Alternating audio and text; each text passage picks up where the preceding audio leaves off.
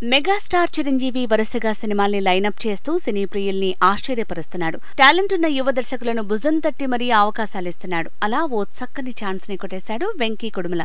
DVV entertainments banner పై ప్రముఖ నిర్మాత డివివి దానయ్య ఈ చిత్రాన్ని నిర్మించనున్నారని ప్రకటించారు.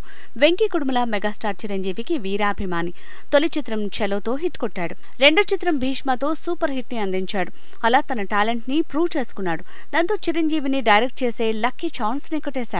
అఫీషియల్ అనౌన్స్మెంట్ వచ్చి చాలా కాలమైంది. ఆ తర్వాత ఈ చిత్రం గురించి ఎలాంటి అప్డేట్ రాలేదు. దాంతో ఈ చిత్రంపై సందేహాలు నెలకొన్నాయి.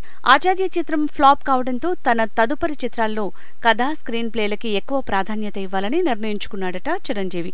ఇప్పటికే వెంకీ కుడుమల 2 రకాల నరేషన్స్ ని చెప్పాడట. కానీ చిరంజీవి నుంచి గ్రీన్ సిగ్నల్ రాలేదని తెలుస్తోంది. దాంతో ఈ చిత్రం ఆగిపోయిందనే రూమర్స్ మొదలయ్యాయి. టాలెంట్ ని ప్రోత్సహించడంలో చిరు ముందు వరుసలో ఉంటాడని, వెంకీ కుడుమల కథలో బెటర్మెంట్ కనిపిస్తే తప్పకుండా అవకాశమిస్తాడని కామెంట్ చేస్తున్నారు క్రిటిక్స్.